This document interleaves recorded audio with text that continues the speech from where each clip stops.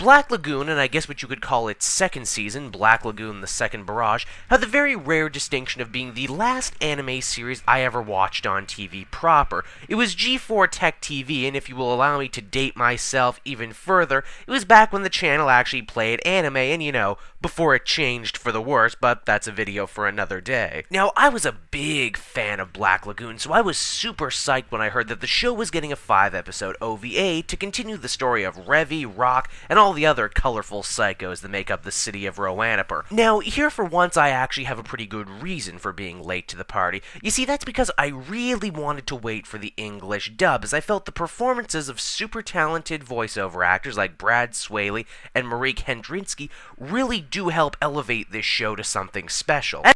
He said he saw her here in town. The four-eyed super terrorist. As the title would tell you, the main thrust of the story deals with Roberta, the maid and former FARC agent who once came to blows with Revy and the Lagoon Company when they kidnapped Garcia Lovelace. When Garcia's father is killed during a major CIA operation, Roberta swears bloody revenge on all those involved, and when her quest brings her to Roanoke, she threatens to destroy the very delicate balance of power held up by the city's numerous criminal factions. The other big focus of this story is of course on Rock himself, who is still reeling from the events that took place in Japan. Rock now knows what he will have to become to survive in this city built by killers and thieves, and his transformation throughout the 5 episodes even begins to scare the usually fearless Revy. Action has always been a strong point of Black Lagoon, and Blood Trail does not disappoint. As a matter of fact, the balls-out violence is turned up way past 11. A perfect example of this is when engaged in a fight, Roberta bites a machete in half. No, I'm serious.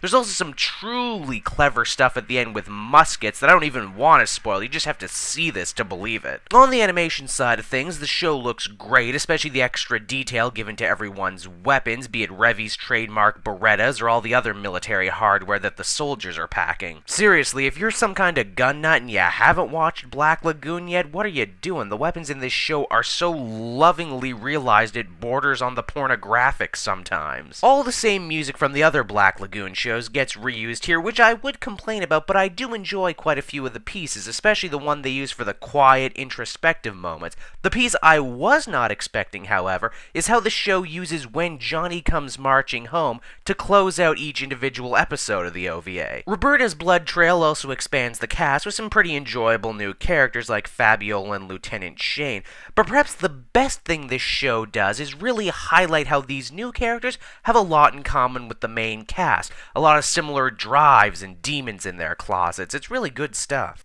Obviously, if you're not already a fan of Black Lagoon and haven't seen the show before, Roberta's Blood Trail is probably the worst place you could possibly start, but for what it's worth, I thought it was a very compelling continuation, one that worked even better as I got to watch the entire thing in a single sitting. Make no mistake, it's dark, violent, nihilistic, and very over the top, but then again, those are all the reasons I love it. Of course, I also think it's a lot deeper than people give it credit for, but your mileage might vary on that one. So, until next time, I was late to this violent gun-shooting party, but now I'm glad to be here.